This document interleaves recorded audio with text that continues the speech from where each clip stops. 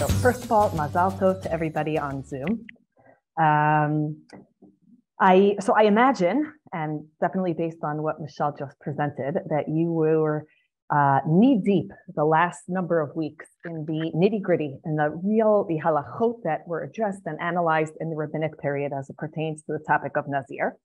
What I'm going to ask everybody to do now is sort of rewind. I'm going to take you back. We're leaving the Greco-Roman period, and I'm taking you back in time to the first millennium BCE, the context really in which Tanakh was written and in which Tanakh really wrote about Nazir and spoke about Nazirim and had narratives that included episodes that addressed Nazirim and try to understand, not necessarily from a halachic perspective, which is what you've been doing until now, but to try to understand more from a symbolic perspective within the biblical narrative, what a Nazir meant. Okay, now, when we talk about understanding things in the ancient Near Eastern context, what we're really talking about is what Chazal talk about when they say Dibrat Torah kilshon b'nei Adam, right? That the Torah spoke in the language of man, or sometimes they'll use an alternative phrase, right? Dibera katuf behove, which essentially means that Tanakh was addressing a very real audience in a very real concrete historical context. And so what it did in order to communicate ideas is it would borrow literary constructs and literary tropes from the world in which it existed, and then sort of play with those tropes, utilize it because it resonated with the audience because they were familiar with those constructs, and then sort of play with those tropes in order to communicate ideas that were unique to Tanakh, to monotheism, and to everything that the Tanakh and the Torah stands for. So, and we could give lots of examples about this. If the more we know about the ancient world, the more we actually understand what Tanakh on the level of Pshat was actually communicating. If we learn some of the ancient Near Eastern creation myths, for example, then we understand the polemical nature of Bereshit and how clear Bereshit is about the fact that God transcends and God is supreme and God didn't have to wrestle with any other forces before the creation of the world, etc. And this whole notion of Dibrat Torah kilshon b'nei Adam manifests both on the narrative level, meaning Tanakh borrowed and utilized constructs that were known throughout the world in which ancient Israel lived.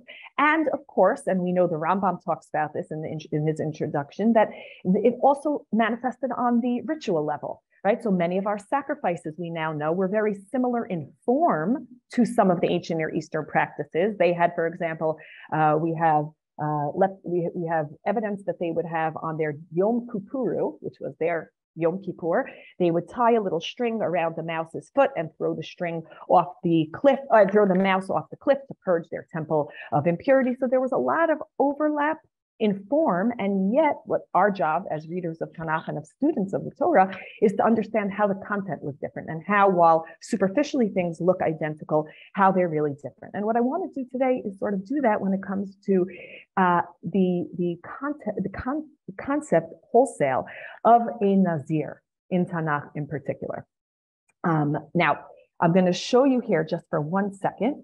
I'm going to show you something that I don't know how it usually works for you guys when you're doing these big Siyums. I don't know if you're allowed to call out answers and scream out, but please, by all means, scream out the answers to the questions I'm about to ask, okay? Just unmute yourselves for 10 seconds. All right, so what you have here, that very first picture, I don't know if you can see it, you have a picture of, I'll tell you what you're looking at, and you can unmute yourselves and scream out what it reminds you of. You have a picture of a man, a very strong man. His hair is braided and plaited actually in locks. And above him, he's holding a lion that he seems to be wrestling with his bare hands. Does that remind anyone of it? Shimshon. Okay, right. So I was hoping somebody would say it at least, right? So it reminds us obviously of the story of Shimshon, right? Now, again, something that's very, very important when we talk about learning Tanakh in its historical context. We're never asking, so does that mean the story of Shimshon isn't historical? No, the story of Shimshon is historical. The story happened, right? What we're asking more is Tanakh leaves so many details unspoken and so many things that we're curious about. Tanakh doesn't tell us, and it never fills in those details. And yet then sometimes, on the other hand, it'll paint these vivid pictures and detailed stories. And so we're not asking, did the story of Shimshon happen? What we're asking is, why is the Tanakh communicating this lesson to us about this historical figure by utilizing and sharing these details that resonate so profoundly with these other characters that we're so familiar with from the ancient world. We see Shimshon in that story. If you were a random person living in, I don't know, the mid-second millennium BCE in Mesopotamia, you wouldn't see Shimshon, you'd see Enkidu, who was one of the famous characters from the Epic of Gilgamesh, one of the most famous ancient, or at least one of the most best known to us, myths from the ancient world. And so many of the motifs that we see in these ancient Near Eastern stories about Enkidu, who's one example of this Lachmu figure, overlap with our story of Shimshon. Now, this Lachmu figure, and again, Enkidu is just one of the many examples, but there's a number of things we know about these Lachmu figures. First of all, the word Lachmu comes from the Akkadian word that means to be hairy or muddy. And it was a figure that was very prominent in the ancient Near Eastern mythology. It meant someone wild. And these images were often depicted both in art and in narrative as these naked, wild figures. And their distinguishing feature, not surprisingly, and perfectly fit in with Masechet Nazir, is that their distinguishing feature was that long, untamed, wild hair. Right? Now, Michelle mentioned something really super interesting a minute ago about how the wild man didn't care, right? You said that Shmuel wasn't worried about what people will think of him. The Nazir had no fear of other men. And in fact, the wild man in the ancient Near Eastern context wasn't just wild, but he was sort of countercultural.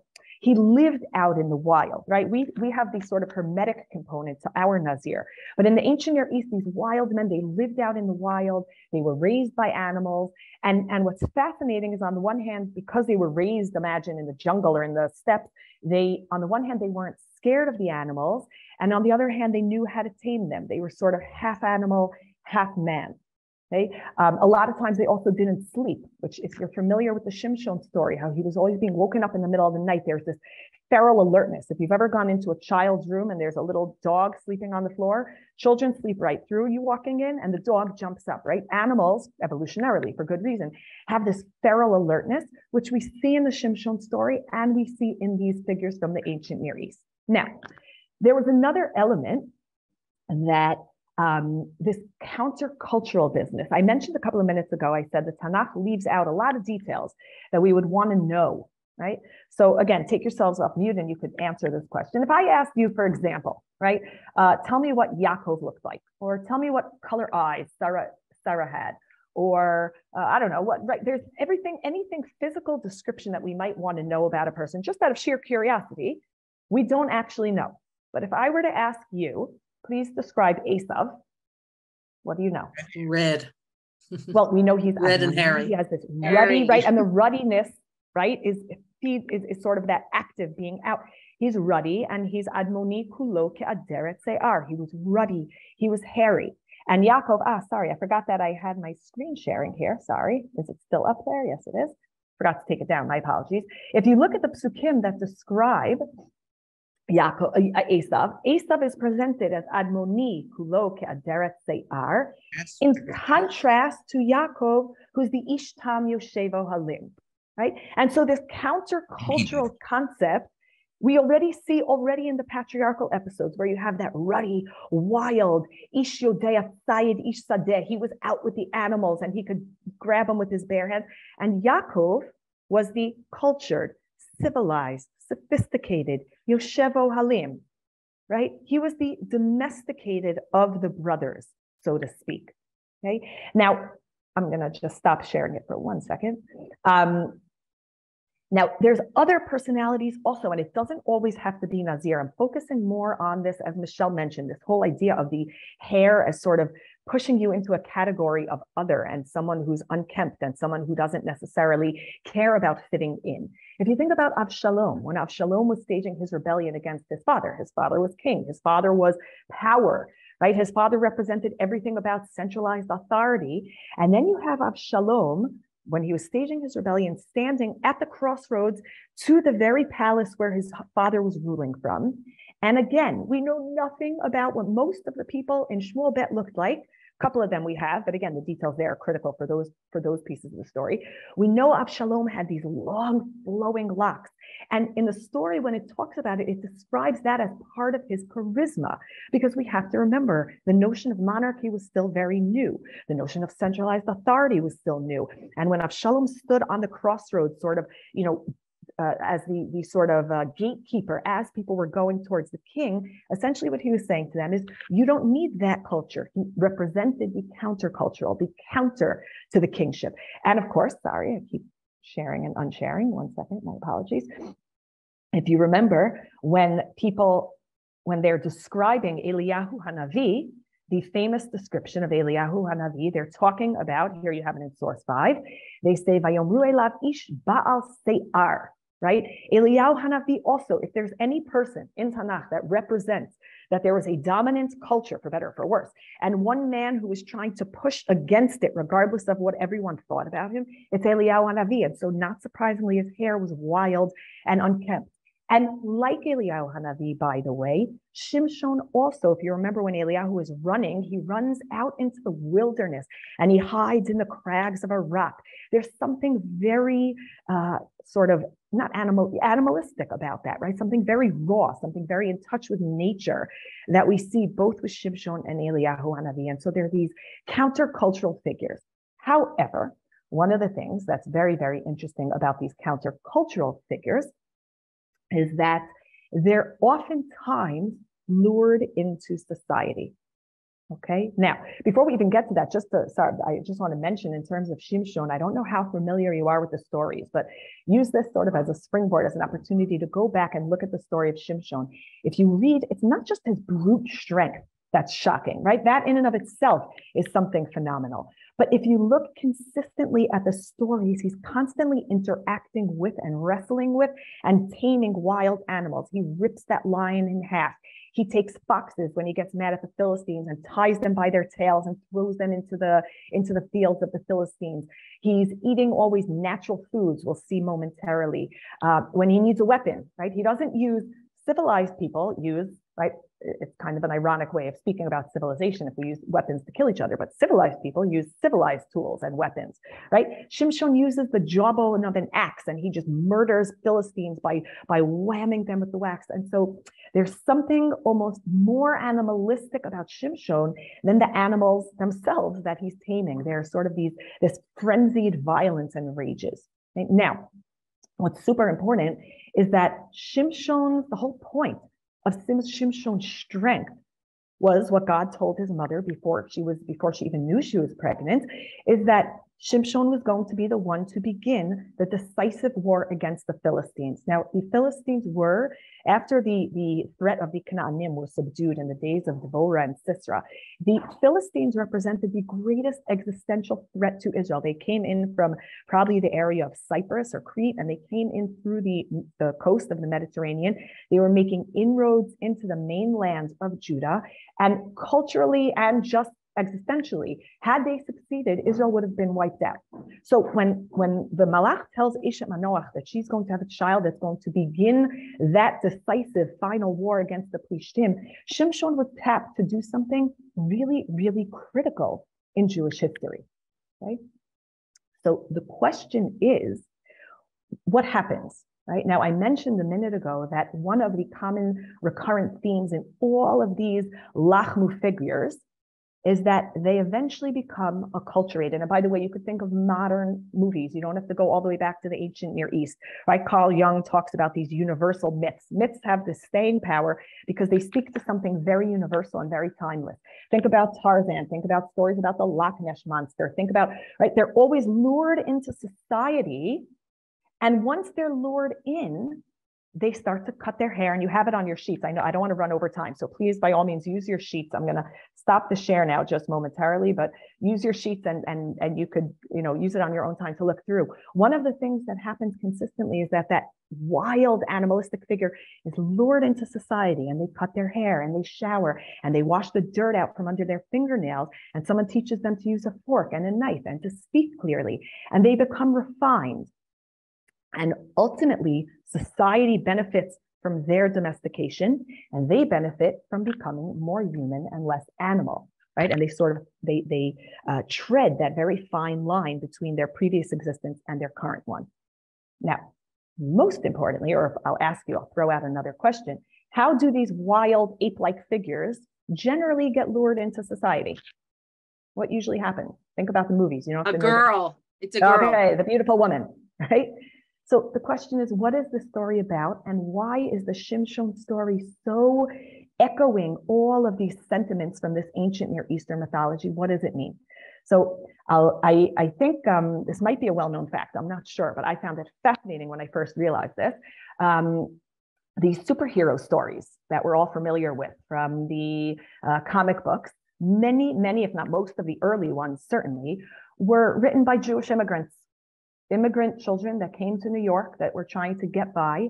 And if you think about it, it makes perfect sense, because the recurrent theme in all of these stories, they look different, they have different capes, they have different powers and different nemesis, but the recurrent theme is that here you have this person from a different planet where they spoke a different language, right? Imagine an Eastern European kid being removed from his family, right? All of them have some sort of tragic beginning where a parent is killed or somehow they're cut off from their family. They move to this foreign world and they're lonely. And on the one hand, they have this great power and they know that they're tapped for greatness and they should be saving people and doing all the wonderful things superheroes can do.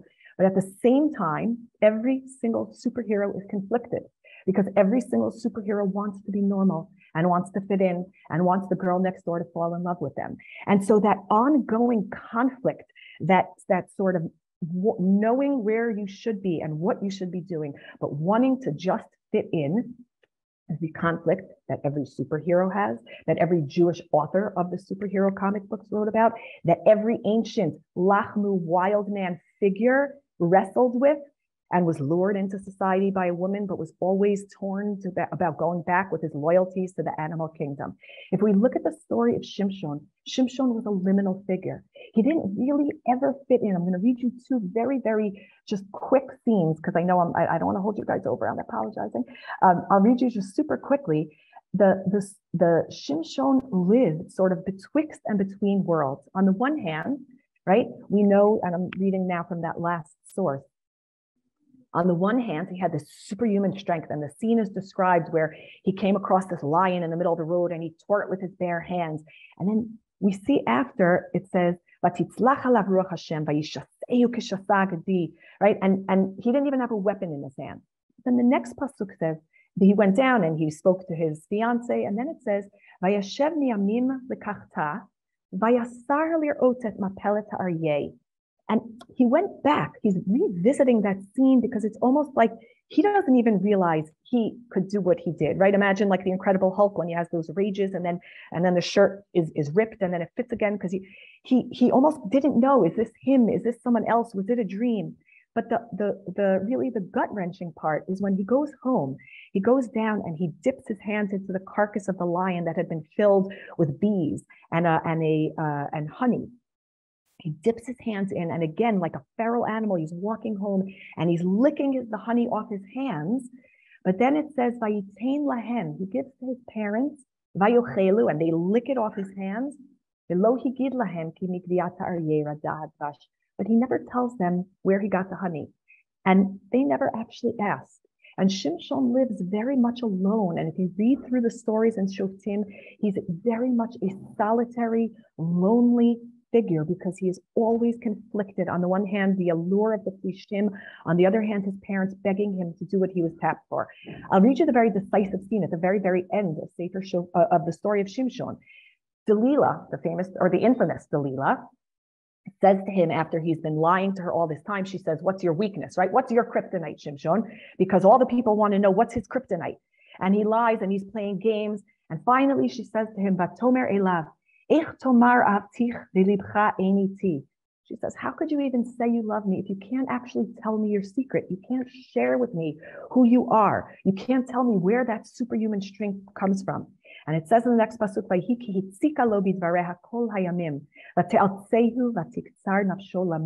and I think there's a double entendre there, right? Did he want to die because she was driving him crazy?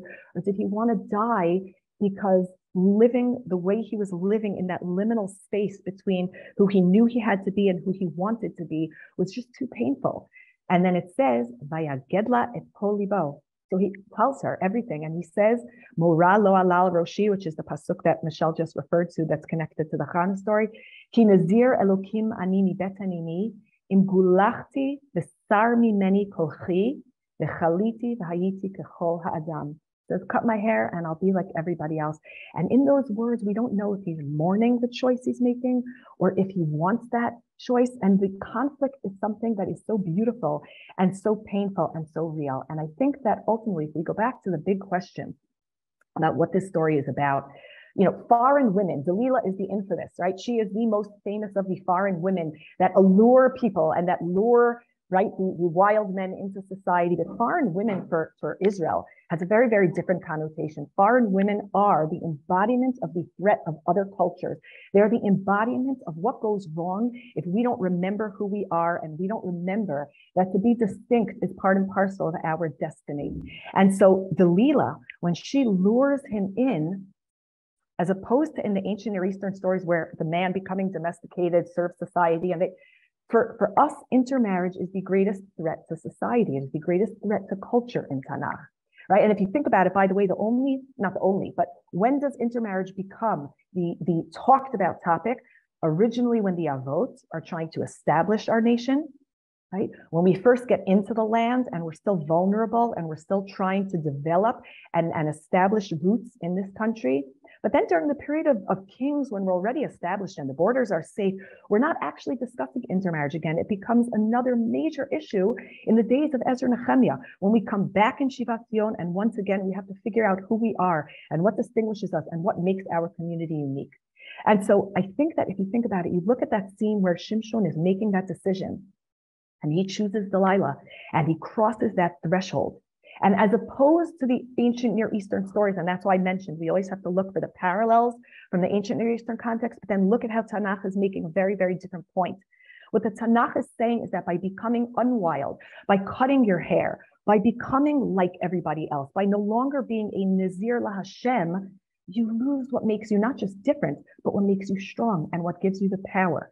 And if in the ancient Near East it was a win-win, Tanakh is saying that is a lose-lose. And if we think about Sefer Shoftim that is struggling to distinguish Israel from the cultures around it and to define who Israel is, Shimshon is a really powerful metaphor, not just because of what it says, but because of what it does. It enables what it does. If you think about it, read the story. I can't tell you how many, I could read the story 100 times and never get bored of it.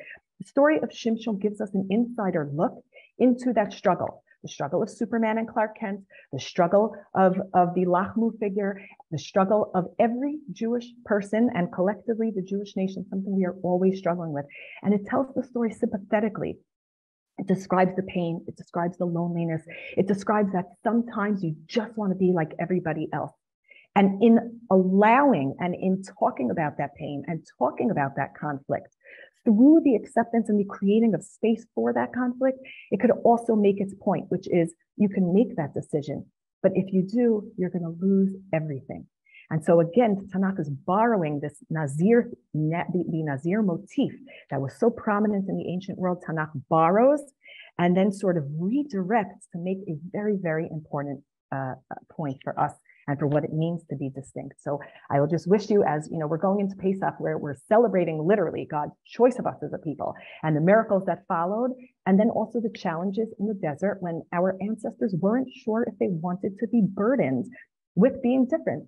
And I think that Shimshon, the story of Shimshon and the whole concept of Nazir in Tanakh acknowledges that conflict, gives space for that conflict, and also makes very, very clear from where our strength derives. So I will leave you with a quote, not surprisingly, by a young Jewish immigrant, Stan Lee. I think his original name was Lieber or something much more Jewish than Lee. And he says about Spider-Man, he says, with great power comes great responsibility. And I think that if we can go into this Pesach celebrating both our power and also accepting anew our responsibility and the responsibility that comes with that chosenness, then hopefully we all have wonderful, wonderful things to contribute to our nation and to our people. So I just want to wish you all a tremendous, tremendous mazel tov. Continue inspiring Jews worldwide manifest our powers and have Echad Kasher V'Sameach to everybody.